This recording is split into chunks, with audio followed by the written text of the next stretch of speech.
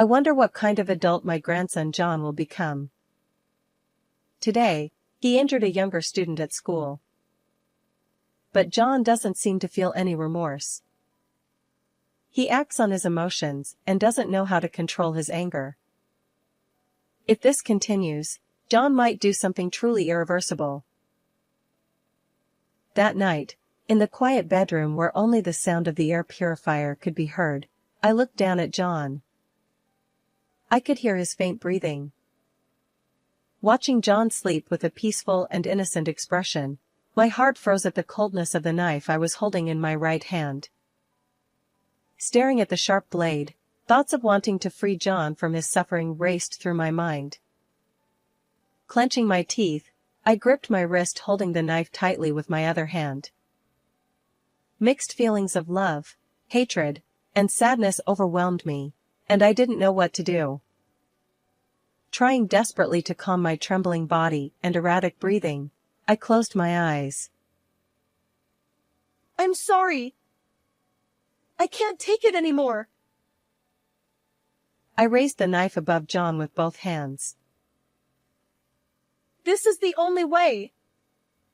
I'm sorry. I'm sorry." My name is Elena. Now, I live with just my husband Andrew. Since Andrew is about to retire, he always finishes work on time.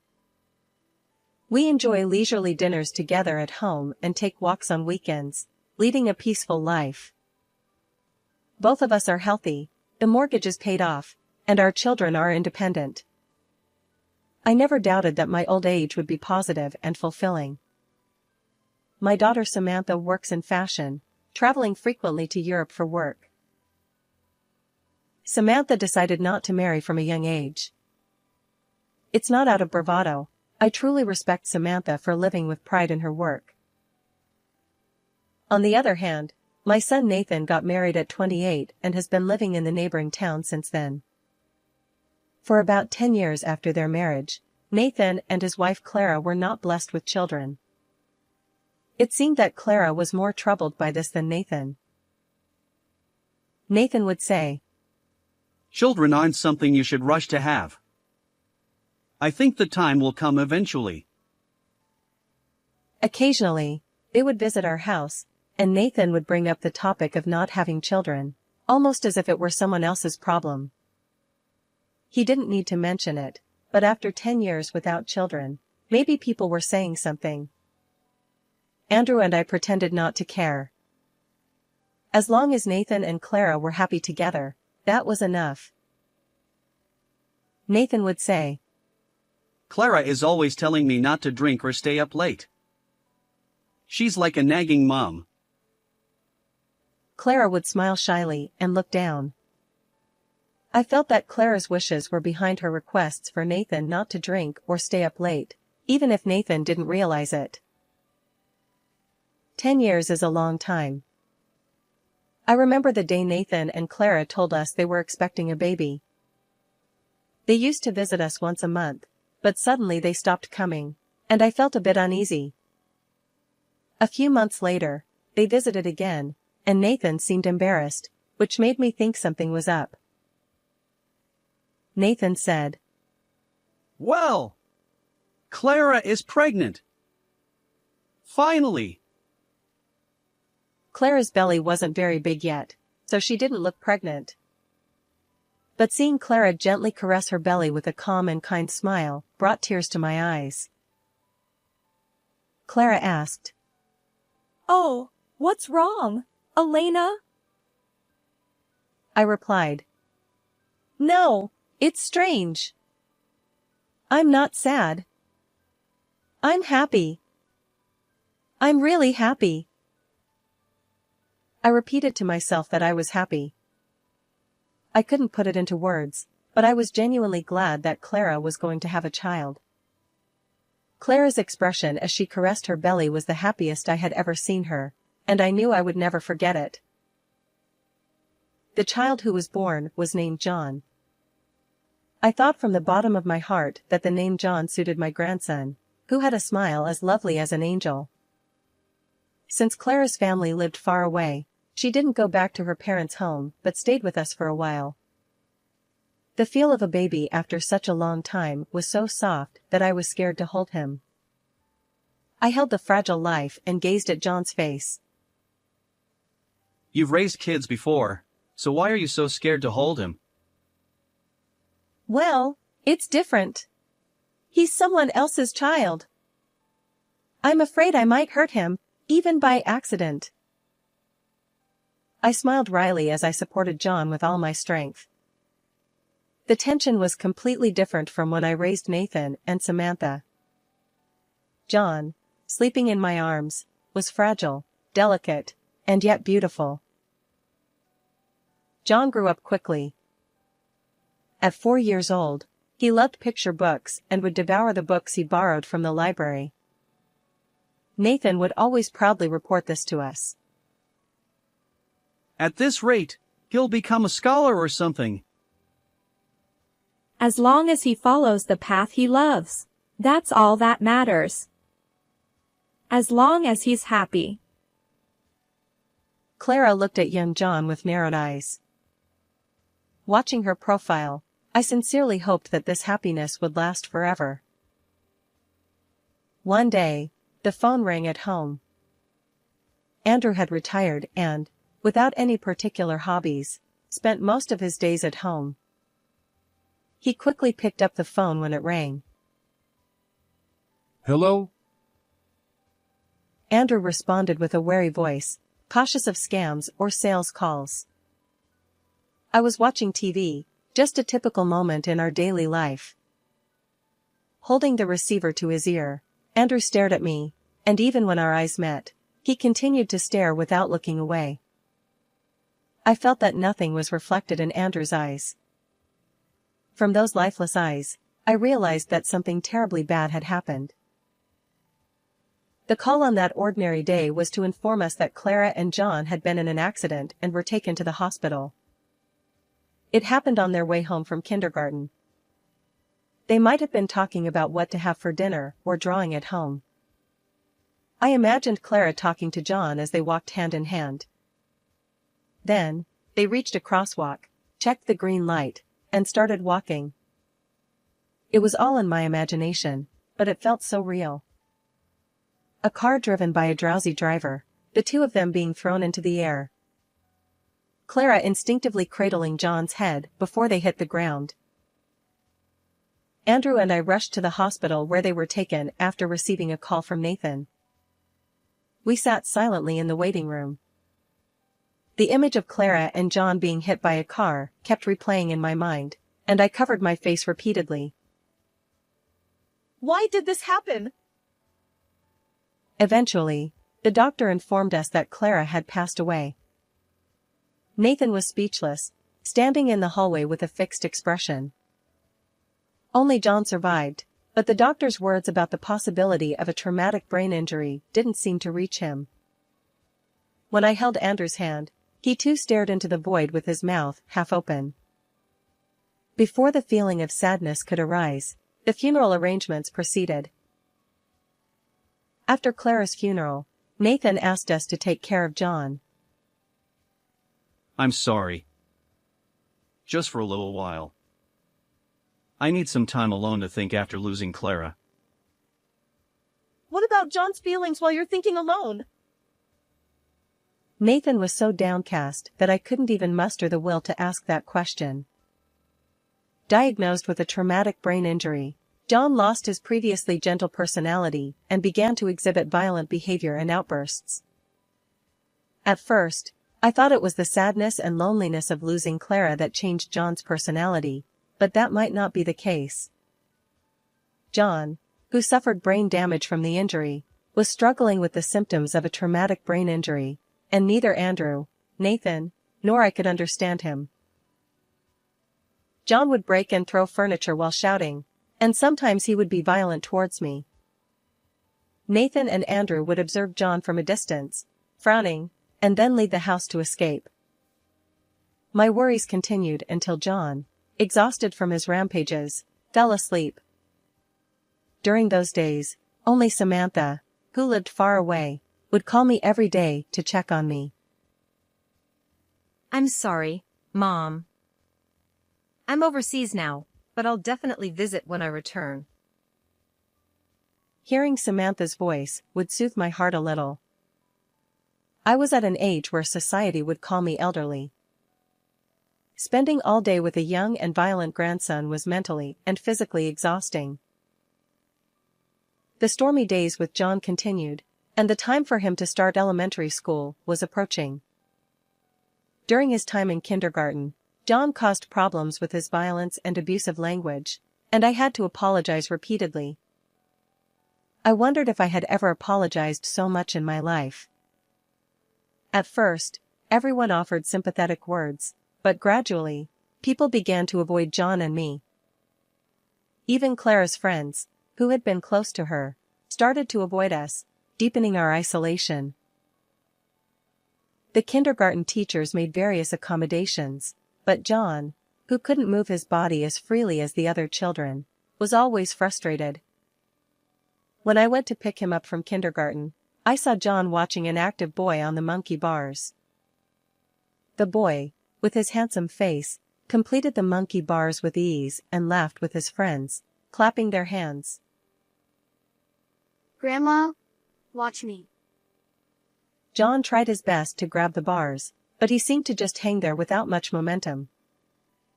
The boy who had completed the monkey bars began to mimic John. He lightly gripped the bars and extended one leg, mocking John. The other children whispered and laughed as they watched. Eventually, losing interest in John, the boys moved on to other playground equipment, laughing and having fun. John, with tears welling up in his eyes, punched me in the stomach. Sometimes John's violence was directed at other children. I told Nathan that it would be better for John to attend a special support class in elementary school. But both Nathan and even Andrew opposed the idea. John may be a bit hysterical, but he doesn't need to be in a special support class. Those classes are for children with disabilities, right? I don't think it's that bad. Traumatic brain injury is not easily visible. Nathan and Andrew, who spent little time with John, didn't seem to understand the severity of the situation. I repeatedly explained that John's outbursts were troubling others and, more importantly, causing him distress. But they refused to accept it. It seemed to me that they were closing their eyes to the fact that their beloved John, Nathan's son, was disabled. As John grew, his violence worsened. Even as bruises increased on my arms and thighs, Nathan and Andrew pretended not to notice. I tried to seek help from the authorities to improve the situation. But when I approached them, they told me to have the father come to the office. Nathan showed no understanding of John's disability and might not even know the term traumatic brain injury. The school called almost daily, and I apologized to many people. Days passed without anyone to rely on. John was always irritable, pulling my hair and continuing his violence. I was very tired, to the point where I no longer even felt the desire to seek help from anyone. One day, when John was in the 4th grade, he caused a serious injury to a younger student at school. I heard the details from his homeroom teacher. Apparently, while a younger boy was climbing the stairs, John pushed him. Other students witnessed the incident, and there was no doubt that John was responsible. Even when asked for a reason, John couldn't explain, leaving his teacher perplexed.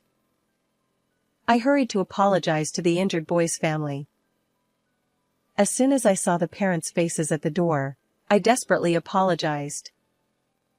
The boy had broken a bone. At the entrance, the boy's parents yelled at me, asking why neither John nor his parents had come. The boy, wearing a cast, tearfully accused me, saying it hurt a lot and he was scared. I kept apologizing over and over. When the boy's father threw a parting remark at me, asking why a child like John was in a regular class, my chest tightened, and for a moment, I couldn't breathe. Back home, I cooked in the kitchen. While making John's favorite soup, I chopped the carrots into small pieces to make it easier for him to eat. John clumsily held the spoon and ate the soup. I picked up the spoon that fell from his hand multiple times, and eventually, he threw the spoon at me in anger. With a feeling that was neither anger nor sadness, I handed him a new spoon and quietly looked at his face. I wondered what kind of adult he would become. He didn't seem to reflect on his actions, even after hurting someone. He acted on his emotions and didn't know how to control his anger. At this rate, John might do something truly irreversible. That night, in the quiet bedroom where only the sound of the air purifier could be heard, I looked down at John. I could hear his faint breathing. Watching John sleep with a peaceful and innocent expression, my heart froze at the coldness of the knife I was holding in my right hand. Staring at the sharp blade, the thought of wanting to free John from his suffering raced through my mind. Clenching my teeth, I gripped my wrist, holding the knife tightly with my other hand. Mixed feelings of affection, hatred, and sadness overwhelmed me, and I didn't know what I wanted to do. Trying desperately to control my trembling body and erratic breathing, I closed my eyes. I'm sorry. I can't take it anymore. I raised the knife above John with both hands. This is the only way. I'm sorry. I'm sorry. Hey! What are you doing, Elena? Andrew suddenly entered the room and, seeing the knife in my hand, looked shocked. I stopped moving and turned to look at Andrew. He stood at the door, staring at me with frightened eyes. My hands trembled, and doubt filled my heart. It was only a few seconds, I think. Nathan, who appeared from behind Andrew, rushed past me with a fierce expression and threw himself over John. If I lowered the knife now, I would stab Nathan. Nathan looked at me with a face twisted in fear. Mom, please stop. I'm begging you. John, who had woken up by then, looked at me with surprised eyes, unable to understand the situation. He didn't make a sound, just silently stared at me through the gap in Nathan's body. I wondered how I looked in John's eyes at that moment. Seeing John with unusually clear eyes, I came to my senses. Slowly placing the knife on the floor, I left the room without saying a word. My body felt incredibly heavy. Oh, why does my body feel so heavy? I called the police with my smartphone in the living room. My heart was crushed by despair and regret. I wanted someone to punish me for what I had tried to do, for the terrible thing I had almost done. I felt that if someone didn't stop me now, I might do the same thing again. A police officer asked me what had happened. I couldn't say anything and just watched the hands of the clock on the wall. Elena, hang up the phone! Andrew said, following me with a pained expression. I lost my strength, moved the phone away from my ear, and started to cry. It's okay, Elena. Nothing happened. That's fine, right? Andrew said. Large tears fell from my eyes and landed at my feet. Gathering my strength while staring at the tears on the floor, I put the phone back to my ear. I tried to hurt my grandson. I'm sorry. I looked up. Andrew, standing in front of me, looked like he was about to cry. If you're going to make that face, you should have noticed earlier, I said. Andrew walked over and hugged me tightly. It's not too late. Call the police and tell them you made a mistake. Andrew whispered painfully in my ear. I pushed away from Andrew's chest and tried to smile. I didn't need a mirror to know that my smile must have looked terrible. No, If you and Nathan hadn't come at that moment, I surely would have. A few minutes later, several police officers arrived at the house, and I was arrested. While being taken to the patrol car, I kept my eyes closed. Reflecting deeply on my crime, I remembered John's eyes staring at me. Remembering his innocent eyes, tears began to flow from the corners of my closed eyes.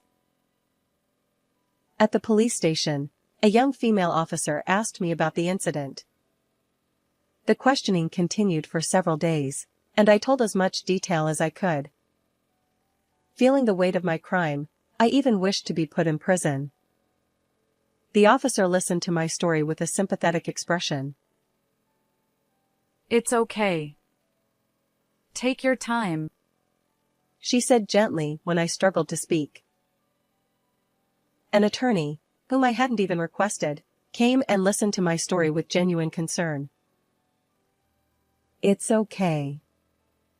I can stay in prison for the rest of my life, I said. The attorney smiled at me with a slightly troubled look. Don't forget that there are people running around trying to defend you, the attorney advised me. The feelings I had when I tried to hurt John was not just a momentary lapse. If I returned to life with John, I might eventually. After spending 3 days in the detention center, I was allowed to go home. Samantha was waiting in the police station parking lot. I was surprised that it was Samantha, not Andrew or Nathan, who came to pick me up, but I was genuinely glad it was her.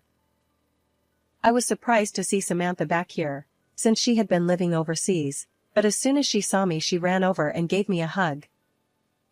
As soon as she saw me, she ran over and hugged me. Mom, it must have been tough. It's okay now, Samantha said.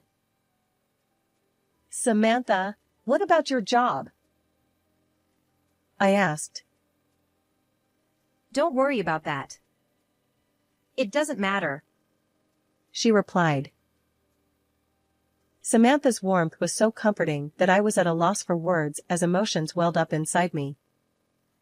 Without saying anything, Samantha put me in the passenger seat and drove off without mentioning our destination.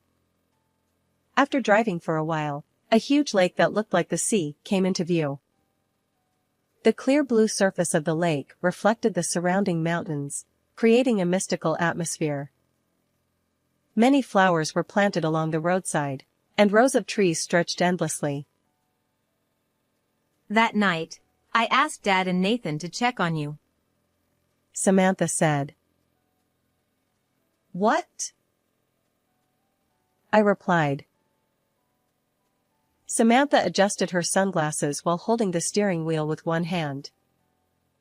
The reflection of the sun on the lake was so bright that I stopped looking ahead and instead gazed at Samantha's profile. I had been talking to Samantha almost every day. I had spoken to her that night too, but I couldn't remember what we talked about. But I probably vented about my current life. Living with John was reaching its limit. John had grown so much that I could no longer control him on my own. If he continues to grow, he might become an irreparable person. So I thought, maybe it would be better if. Maybe I confided in Samantha because she was living abroad and couldn't do anything about it. That day, you didn't seem like yourself. You seemed cornered and desperate, Samantha said. That night, after John had injured a classmate at school, I realized how much trouble he was causing everyone. The sad eyes of the injured boy and the resentful looks from his parents made me feel like I was the one to blame for not raising John properly. It's my fault. Clara is no longer here. I have to be John's mother, I said. Mom, you're not John's mother, Samantha said firmly, keeping her eyes on the road. Eventually, the car slowed down at a red light, and Samantha gently placed her hand on mine, which was resting on my lap. Mom, you're not John's parents, You don't need to push yourself so hard, she said. but I don't know what to do. I replied. I'm sorry, Mom. But I wish you had relied on me more, Samantha said. Even with her sunglasses on, I could tell she was crying. I couldn't rely on you. I just couldn't, I said. But I was so happy that Samantha, who was supposed to be working abroad, had dropped everything to come to me. With a choked voice, I whispered, "Thank you." I didn't care where the car was headed. My heart was so full that I felt sleepy and quietly closed my eyes. Later, I learned that neither Andrew nor Nathan knew I was taking care of John alone. During the police interrogation, Andrew said, I thought Nathan was helping. and Nathan said, I thought Dad was with him. both Andrew and Nathan were avoiding facing John properly and leaving it to each other. Samantha was furious. After the incident, I started living in an apartment that Samantha arranged for me. A few months after the incident, when I met Andrew and Nathan for the first time in a while, they tearfully expressed their regret. Andrew said, Elena, I'm really sorry. We left John to you alone. Nathan added, I'm sorry too. I was so caught up in losing Clara that I neglected my responsibilities as a father. Their remorse was genuine, but there was another reason for their dejection. The incident had become a local news story. Neighbors were interviewed on TV, and our house was the center of attention for a while. The school strongly recommended that John be transferred to a special support class, considering his situation. Although Andrew and Nathan had previously opposed the idea, they were persuaded by many school officials, and John was moved to a different class. Initially, John was unhappy about being treated differently, but he has since adapted and is living more peacefully. Andrew and Nathan were sternly warned by their companies to pay more attention to their families and were almost forced to leave work on time. John was not present during our meeting. When I asked about him, Nathan smiled lightly and said, Clara's parents moved nearby, so they are taking care of him now. Andrew added, It's been really tough for Nathan and me to take care of John. He gets angry and hits us, so Clara's parents have been a great help. While they were genuinely grateful to Clara's parents, I couldn't help but think that if they had realized this sooner and helped me, things might have been different. As I was thinking this, both Andrew and Nathan apologized simultaneously. Nathan said, I'm really sorry. Andrew added, If you ever feel ready, we can try living together again. I couldn't bear to listen to the rest of his words. I still don't have the courage to face John. When I think about that night, my hands tremble. The peaceful sleeping face and the cold knife. And those innocent eyes peeking through Nathan's arms as he tried to protect John. John might not understand the meaning of what I tried to do that night. For a while, no one spoke, and silence filled the room. Samantha gently placed her hand on my shoulder and stroked it softly. She said, Dad and Nathan haven't forgotten all the things she's done for the family. Mom, take your time and rest now. Samantha. I replied. Samantha continued. Everyone makes mistakes sometimes. What's important is to learn and grow from them, right? Encouraged by Samantha, both Andrew and Nathan nodded in agreement. Perhaps if I had been more open about my struggles with the family from the beginning, things might have turned out differently. From now on, we need to talk openly about John, myself, and everyone else. Samantha reassured me. It's okay, Mom. You can do it. Her smile was so bright that I couldn't help but smile back. Considering my situation and John's feelings, my sentence was suspended. Sometimes, I make homemade dishes. Fried chicken, which Samantha and Nathan loved as children, is one of them. The fried chicken I put in a container reaches John through Samantha, and he happily devours it. John says, If I try harder, I can see Grandma again. Right? Now, John is undergoing proper rehabilitation under the guidance of specialists to live well, despite his physical limitations. He might not be able to do the monkey bars like other kids or climb stairs as quickly, but he is moving forward. Tomorrow will surely be a better day than today. Life is a battle against difficulties. Everyone faces obstacles and hardships. Gaining understanding and cooperation from those around you is not impossible. There will always be someone who supports you. No matter how much you want to run away, having someone by your side to share your struggles can be a great relief. After making fried chicken and cleaning the kitchen, I suddenly remember John's smile. If John smiles while eating the fried chicken I made, I will be happy. Imagining the day we can all live together again, I quietly close my eyes. How was this story? Please subscribe to the channel. See you in the next video.